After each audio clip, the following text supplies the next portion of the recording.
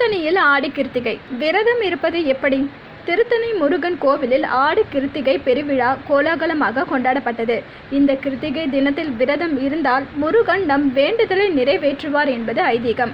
பால் காவடி, பன்னீர் காவடி, புஷ்ப காவடி உள்ளிட்டவைகளை எடுத்து பக்தர்கள் முருகனுக்கு வேண்டுதல்களை வைத்தனர். மேலும் நேர்த்தி கடனையும் செய்தனர்.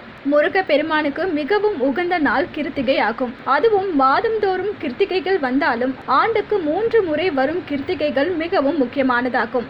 உத்தராயண காலத்தின் தொடக்க மாதமான தை மாதத்தில் வரும் தை கிருத்திகை, கார்த்திகை மாதத்தில் வரும் கார்த்திகை தீபம், தட்சாயண காலத்தின் தொடக்கமான ஆடி மாதம் வரும் ஆடி கிருத்திகை ஆகியவை ஆகும். இந்த 3 கிருத்திகைகளில் ஆடி கிருத்திகை மிகவும் சிறப்பு வாய்ந்தது. ஆடி கிருத்திகை அன்று முருக பெருமானின் அறுபடை வீடுகள் மட்டுமின்றி உலகம் முழுவதிலும் உள்ள அனைத்து முருகன் கோவில்களிலும் சிறப்பு அபிஷேகங்கள், பூஜைகள், வழிபாடுகள் நடைபெறும். இந்த நாளில் பலவிதமான காவடிகள் எடுத்தும் முருக பெருமானை வழிபட்டு பக்தர்கள் நேர்த்தி கடனை நிறைவேற்றுகிறார்கள்.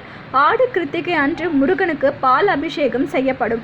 இதற்காக பக்தர்கள் பால் குடம் ஏந்தி வருவது வழக்கம். ஆடி கிருத்திகையில் முருகனை விரதம் இருந்து வழிபட்டால் கேட்ட வரங்கள் கிடைக்கும். குழந்தை வரம், திருமணம், பதவி உயர்வு, செவ்வாய் தோஷம் உள்ளிட்டவைகளுக்கு வேண்டிக் கொண்டால் பலன் கிடைக்கும்.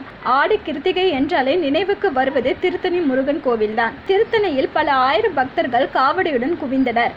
5 நாட்கள் விழா நடைபெறும். பக்தர்கள் காவடி எடுத்து திருத்தணிக்கு படையெடுத்துள்ளனர். முருகனுக்கு தங்க கவசம் அணிவிக்கப்பட்டு வைர முத்துக்களும் பொருத்தப்பட்டிருந்தது. ஆடி கிருத்திகை நாளையொட்டி திருத்தணிக்கு பக்தர்கள் சென்று வர ஏதுவாக சிறப்பு பேருந்துகள், ரயில்கள் இயக்கப்படுகின்றன.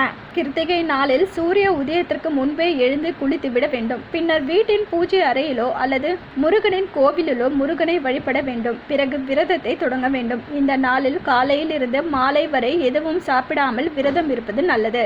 உடல் நலம் பாதிக்கப்பட்டவர்கள் என்றால் பால் அல்லது பழங்களை சாப்பிடலாம். விரத காலத்தில் கந்த சஷ்டி கவசத்தையும் முருகனின் பக்தி பாடல்களையும் பாடலாம். மாலையில் வீட்டில் பூஜைகளை செய்து சைவ உணவு சாப்பிட்டு விரதத்தை முடித்துக் கொள்ளலாம். என்ன வியூவர்ஸ், இது போல பல இன்ட்ரெஸ்டிங்கான நியூஸை தெரிஞ்சுக்கணுமா? அலோ சிட்டி டிவியை லைக் பண்ணுங்க, ஷேர் பண்ணுங்க, மறக்காம சப்ஸ்கிரைப் பண்ணுங்க.